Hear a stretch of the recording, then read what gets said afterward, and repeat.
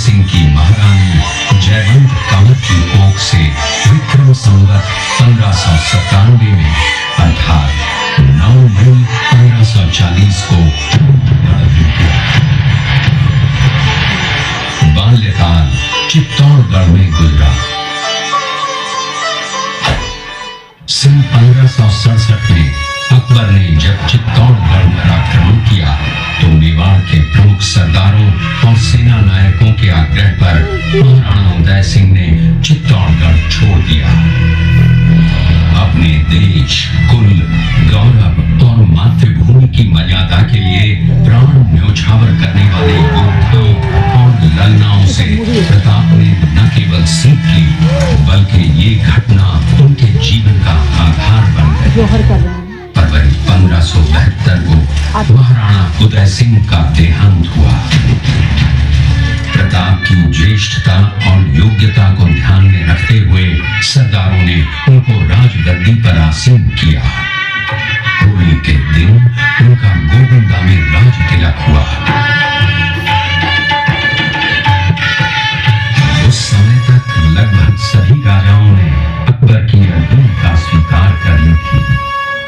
एकमात्र महाराणा प्रताप ने अपना मस्तक अकबर के आगे नहीं झुकाया। प्रताप मुगलों से लोहा लेने की तैयारी में जी जान से जुट गए। 18 जून 1576 की सुबह हल्दी घाटी और खमनोर के मध्य एक मैदान में ऐतिहासिक युद्ध हुआ। महाराणा प्रताप की सेना गोगुंदा से हल्दी घाटी पहुंची, जबकि सेनापति मानसिंह के नेतृत्व में मुगल सेना ने हल्दी घाटी के ठीक नीचे मैदान में अपना मोर्चा जमाया। मुगल सेना के हरावल दस्ते द्वारा घाटी में घुसपैठ करने के प्रयास की प्रतिक्रिया स्वरूप महाराणा प्रताप की सेना मुगलों पर टूट पड़ी। प्रताप के हरावल सैन्य दलों का नेतृत्व पठान हाकिम हासूल कर रहे थे। भीरू राणा, जो राणा पूंजा के नाम से भी जाने जाते हैं, उनके नेतृत्व में भील आदिवासियों ने गोरिल्ला पद्धति से युद्ध करते हुए मुगलों के छक्के उड़ा दिए। देखते ही देखते शाही सेना में खलबली मच गई। रक्त तलाई घोड़ों की टापों, हाथियों की चिंगारों और तलवारों की झंकारों से गूंज उठी। चारों तरफ हाहाकार मच गया। युद्ध का घटनाक्रम अचानक उस समय बदल गया जब प्रताप ने अपने घोड़े चेतक को एड़ लगाकर मानसिंह के हाथी पर चढ़ा दिया और उस पर भाले से भरपूर वार किया। मानसिंह हौदे में दुबक गया। हाथी से उतरते समय चेतक की एक टांग कट गई। इस स्थिति को भांपकर महाराणा प्रताप के हमशक्ल सेनापति झालामान ने महाराणा प्रताप से आज्ञा लेकर उनका राजमुकुट धारण किया। मुगल सेना झालामान को महाराणा प्रताप समझकर उन पर टूट पड़ी और झालामान शहीद हो गए। उधर चेतक ने अपने स्वामी को 5 किलोमीटर तक 3 टांगों पर भी लेकर एक बरसाती नाले को पार किया।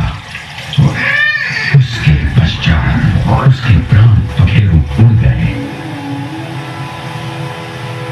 इस युद्ध से महाराणा प्रताप के मन पर गहरा प्रभाव पड़ा।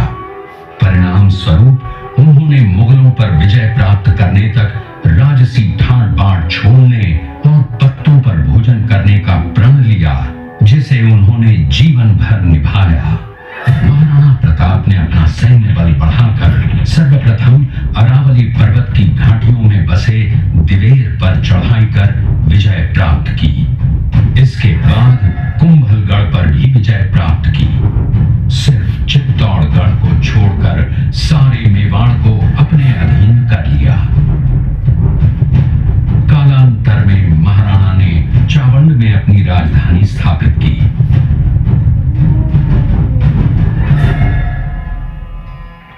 19 जनवरी 1597 को राणा प्रताप ने मात्र 57 वर्ष की आयु में इस संसार से प्रयाण किया।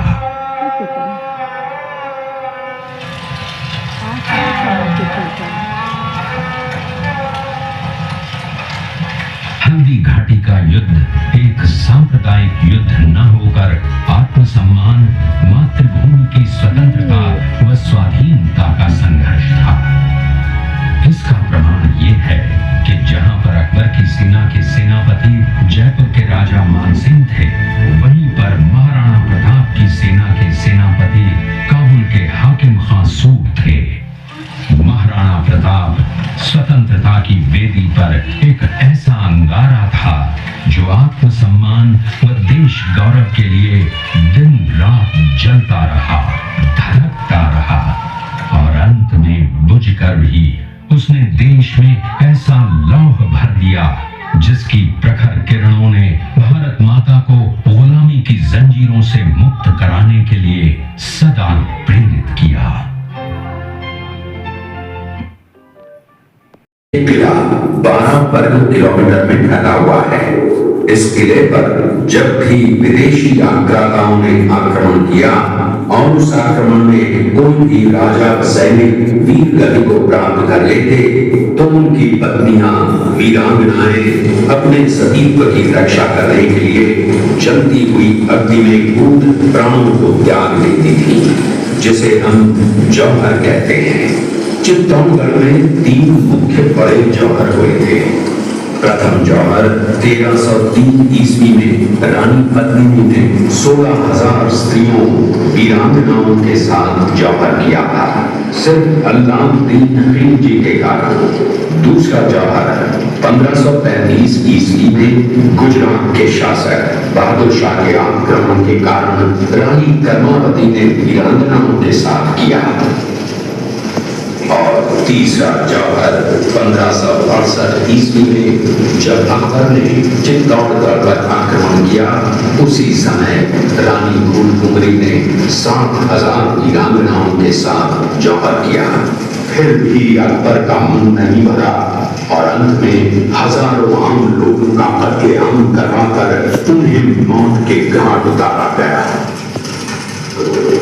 इस किले में देखने योग्य विजय स्तंभ है, कीर्ति स्तंभ, मीरा मंदिर, जैन मंदिर, कालिका माता मंदिर, भामाशाह हवेली, कुंभाश्याम मंदिर, फतेह प्रकाश महल हैं। ये किला यहाँ से 140 किलोमीटर दूरी पर है। ये देखते हुए सभी अतिथि आगे की तरफ चले। पहुंच गई। मुगल सेना को अपनी छावनियों को छोड़कर भागना पड़ा। छावनियों के अंदर से लूटा हुआ माल व अब्दुल रहीम खान खाना, जिसकी बेगम आनी खान को बंदी बनाकर महाराणा प्रताप के सामने पेश किया गया। तब अमर सिंह पर महाराणा प्रताप क्रोधित हुए और कहा, जहां से इस नारी को बंदी बनाकर लाए हो, इसे पुनः ससम्मान लौटा कर आओ। महाराणा प्रताप ने कहा, हमें नारी से कोई दुश्मनी नहीं है, हमें तो देश विद्रोहियों से दुश्मनी है जिन्होंने चारों तरफ आतंक फैलाया है। महाराणा प्रताप के आदेश का पालन करते हुए कुंवर अमर सिंह ने उस मुगल नारी को ससम्मान छावनी तक पहुंचाया। इस प्रकार महाराणा प्रताप ने अपने क्षत्रिय राजपूत धर्म का पालन किया और पराई स्त्रियों को मां, बेटी और बहन का दर्जा दिया। ये है महाराणा प्रताप का चरित्र और नैतिक उदारता का परिचय। ये देखते हुए सभी अतिथि आगे की तरफ चले। मेवाड़ की एक ऐसी मां थी जिसने अपने पुत्र का बलिदान देकर राजवंश की रक्षा की थी। उस मां का नाम पन्नाधाय था। पन्नाधाय जाति से गुर्जर थी। वो एक राजकुमार की धाई मां थी। दूसरी तरफ हाथ में तलवार लिए खड़ा ये बनवीर सिंह एक दासी पुत्र है। ये कुंवर उदय सिंह की हत्या करके मेवाड़ की राजगद्दी प्राप्त करना चाहता था। एक रात्रि बनवीर सिंह को मौका मिला। वो राजकुमार उदय सिंह के बड़े भाई विक्रमादित्य सिंह की हत्या करके राजमहल की तरफ आगे बढ़ा। इसकी सूचना पन्नाधाय को लग गई। कुछ समय तक पन्नाधाय चिंतित हुई।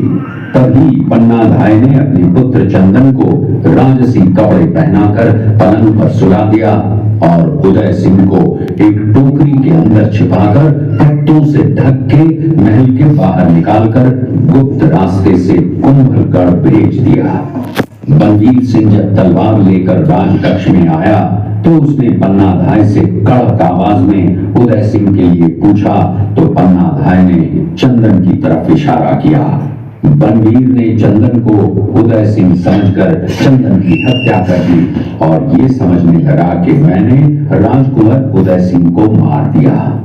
वही राजकुंवर बड़े होकर राजा बने और अपने नाम का उदयपुर नगर बसाया, जो यहाँ से 40 किलोमीटर दूर है, और उन्हीं के पुत्र महाराणा प्रताप हुए, जिन्होंने हल्दी घाटी का युद्ध लड़ा, और आज हम लोग उनका इतिहास यहाँ पर देख रहे हैं। ये देखते हुए सभी अतिथि आगे की तरफ धातु के पात्र में भोजन करूंगा, न किसी गद्दी के बिछौने पर सोऊंगा। पत्ते ही भोजन के पात्र होंगे, जमीन ही बिछौना होगा। इस प्रतिज्ञा का पालन उन्होंने 21 वर्षों तक जंगलों में रहकर किया। के एक बरसाती नाले को पार किया। ये उसी समय का दृश्य है। पास में खड़े महाराणा प्रताप के छोटे भाई शक्ति सिंह हैं, जो